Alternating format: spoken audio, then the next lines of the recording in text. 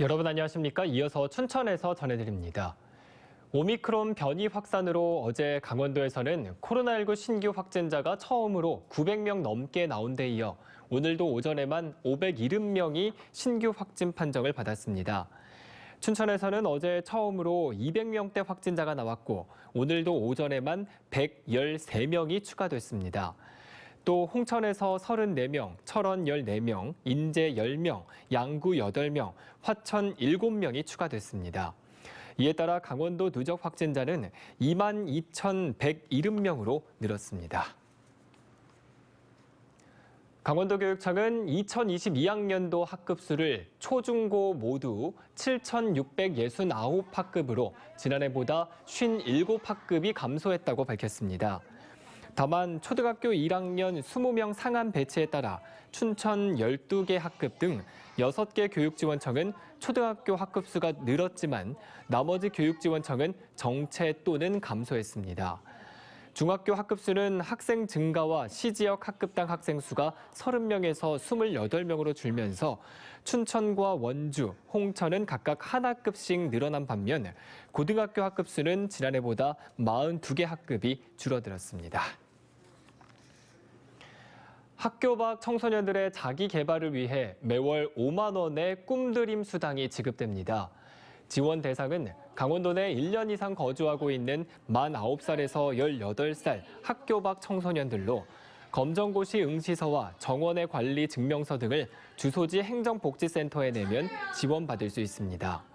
수당은 도서 구입과 자격증 취득을 위한 강의 수강, 영화와 공연 관람 등에 사용할 수 있습니다. 다만 자격 유지를 위해 분기에 한 번 학교 밖 청소년 지원센터의 프로그램에 반드시 참여해야 합니다. 춘천교육문화관이 학생과 학부모를 대상으로 평생학습 동아리를 개설 운영합니다. 춘천교육문화관은 오는 3월부터 12월 사이 학생을 대상으로는 역사와 바둑, 한자 등 3개 동아리를, 학부모를 대상으로는 서예 등 11개 동아리를 개설 운영한다고 밝혔습니다. 참가를 희망하는 학생은 오는 15일부터 22일까지, 학부모는 16일부터 22일까지 춘천교육문화회관에 방문해 신청하면 됩니다. 양구군과 화천군이 기후변화에 대응하기 위해 한국수력원자력 등과 업무 협약을 체결합니다.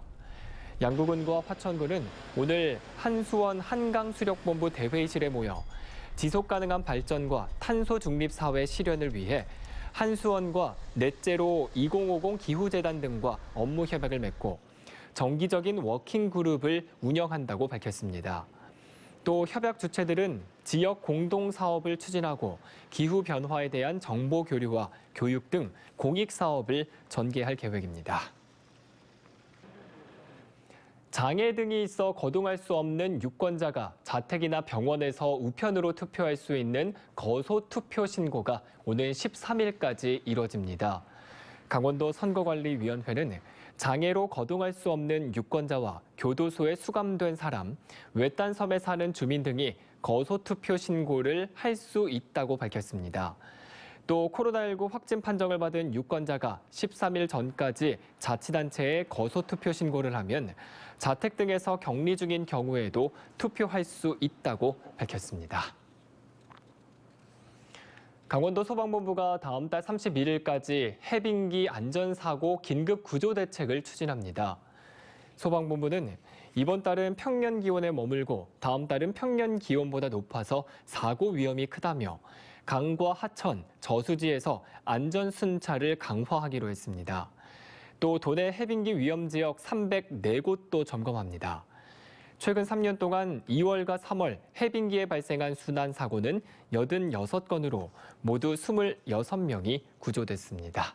지금까지 춘천에서 전해드렸습니다.